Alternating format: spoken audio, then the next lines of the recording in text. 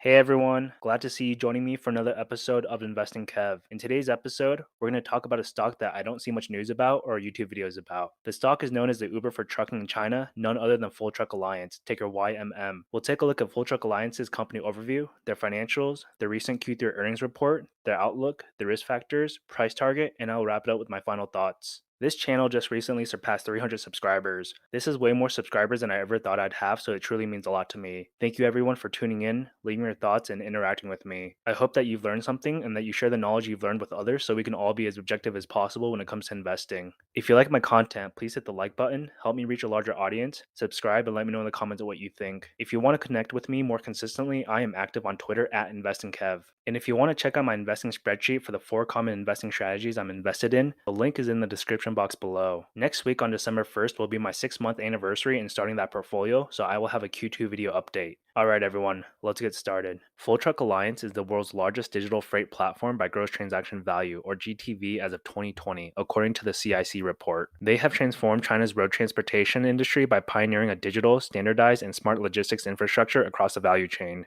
Their platform connects shippers with truckers to facilitate shipments across distance ranges, cargo weights, and types. They have built a vibrant ecosystem of millions of shippers and truckers. In March 2021, approximately 1.4 million shippers posted shipping orders on their platform. In 2020, they facilitated 71.7 million fulfilled orders with GTV of 173.8 billion renminbi, equivalent to 26.6 billion US dollars, and over 2.8 million truckers fulfilled shipping orders on their platform. Approximately 20% of all Chinese heavy-duty and medium-duty truckers fulfilled shipping orders on their platform in 2020, according to the CIC report. Looking at this diagram, on the left-hand side, shippers have access to transportation management systems, credit solutions, insurance service, and freight brokerages. They find truckers. On the right-hand side, they have routing software, they have traffic infringement lookup software, they have credit solutions, insurance services, etc., and energy. Reinforcing what Full Truck Alliance's technology infrastructure is, it is digital, it is standardized, and it is smart. Looking at their freight listing service, through their mobile apps, shippers can post shipping orders and truckers can contact them to find their next shipments in a standardized manner. They also provide membership services for frequent shippers, allowing paying shippers to post more shipping orders than non-paying shippers. Looking at their freight brokerage service, they provide freight brokerage services to shippers registered on their platform. They assist the shippers to identify appropriate truckers and enable truckers to receive and fulfill on-demand requests from shippers. As a freight broker, they enter into shipping contract with the shipper as well as a shipping contract with the trucker matched by the platform or designated by the shipper to fulfill the shipping order. Looking at their online transaction service,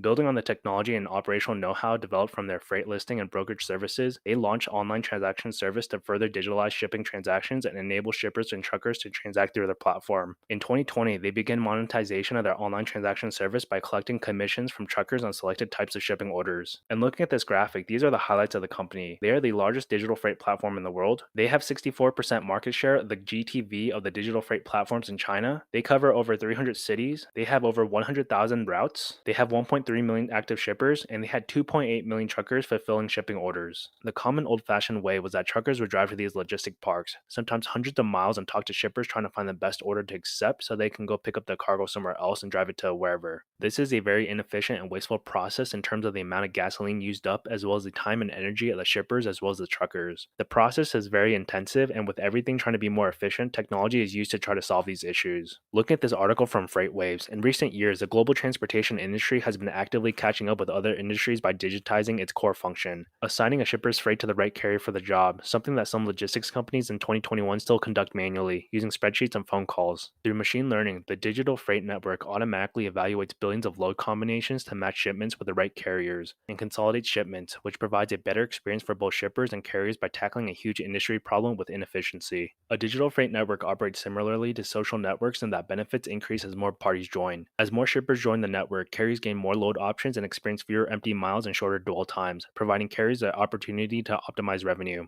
As more carriers join, capacity increases and shippers enjoy better levels of service and lower costs. Shippers want optimal service at a low price while carriers want increased utilization. If carriers can reduce non-revenue movements consistently, that will lower their costs, which will influence the rates to the shipper. By automating the process of matching loads to trucks, digital freight networks also notably reduce the labor costs and the time those manual efforts require. This increased efficiency translates into lower prices for shippers and helping carriers to earn more as well. Looking at their financials, they don't have an annual report out yet, but we saw earlier that they had 173.8 billion RMB in platform GTV in 2020 alongside 71.7 million fulfilled orders. Looking at their Q3 earnings report, they saw total net revenues of 1.24 billion RMB, which is an increase of 68.9% in the same period in 2020. Their net loss was 178.3 million RMB compared to 334.3 million RMB in the same period last year. And looking at their gross transaction volume, they reached 67.3 billion RMB, an increase of 48.8% compared to the same period in 2020. Their fulfilled orders reached 35.3 million, an increase of 78.4% from 19.8 million in the same period in 2020. Compared to the entirety of 2020, in which they had 71.7 million orders, they had half of that in 3 months alone. Granted, COVID-19 played a huge role, but that's also a testament in how things have ramped up this year. And it also shows how amazing it is that they're processing that many orders in a 3-month time frame. And their average shipper monthly active users reached 1.6 million people, an increase of 32.2% from 1.2 million people in the same period of 2020.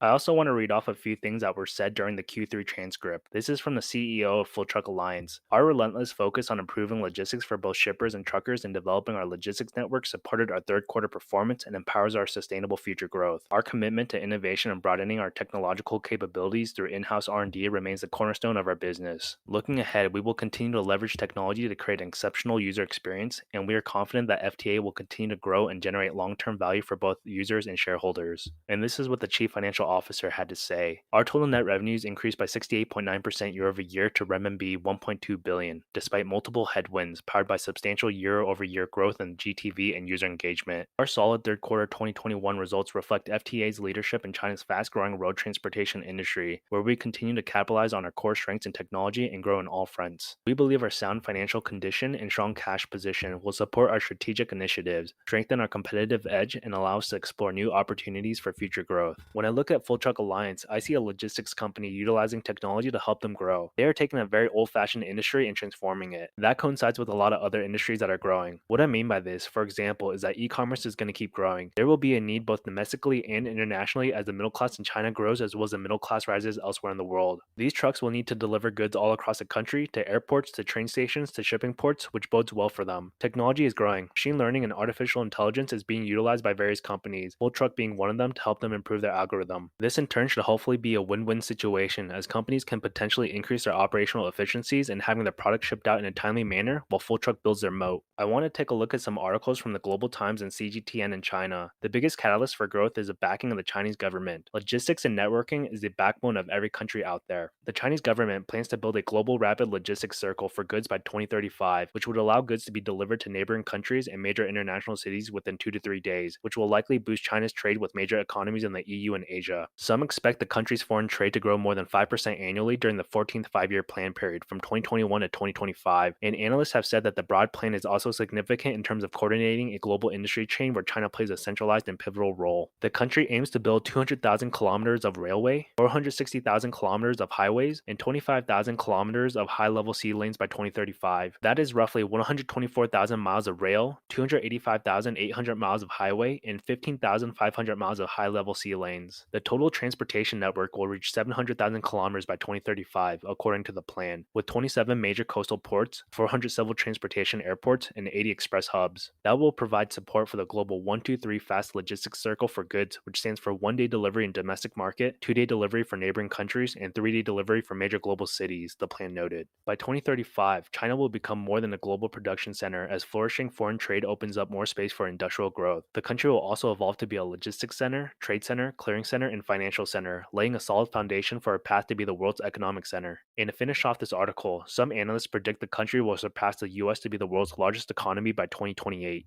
I want to briefly take a look at the CGTN article that came out last week. Strong domestic and overseas demand propels China's logistics system. The article says that China's huge consumption power has driven the rapid development of its logistics industry. China's total logistics volume reached 300.1 trillion yuan by the end of 2020. This is up 3.5% on a yearly basis. And according to the General Administration of Customs, the total value of China's foreign trade reached 18.07 trillion yuan in the first half of 2021, up 27.1% from the same period last year, with exports rising 28.1% to 9.85 trillion yuan. In addition, intelligence is driving the rapid development of logistics. Smart logistics mainly refers to the application of intelligent technology methods such as intelligent software and hardware, internet and big data to realize the logistics network with the visualization and systemization and automated logistics system. In 2020, the scale of China's intelligent logistics market reached nearly 600 billion yuan, and it is expected to exceed 1 trillion yuan by 2025. Looking at the risk factors, the government plays a role, especially given the data collecting that Full Truck Alliance does. They had to temporarily remove their app from the App Store while being under the review by the Chinese government. Full Truck Alliance stated that they were going to be fully compliant. It is up to Full Truck Alliance to act accordingly to the law, not just data, but also potential monopolistic practices in the future or anti-competitive behavior. As we saw earlier, Full Truck Alliance currently has 64% market share of the GTV of the digital freight platform in China. There's always going to be a risk factor, especially when it comes to the government being anti monopoly and anti competitive. They have definitely fined companies because of that. Another risk factor is competition. Digital freight is still very early, and there are going to be competitors rising up trying to take their market share. Digital freight is done by Alibaba, JD, and a lot of other major companies out there, and I would expect there to be more. With the massive logistics network, there's going to be multiple winners. As for who those winners are, that pressure is going to be on Full Truck Alliance to keep up, to continue to deliver satisfactory results, fair pricing to match with their competitors. Looking at CNN,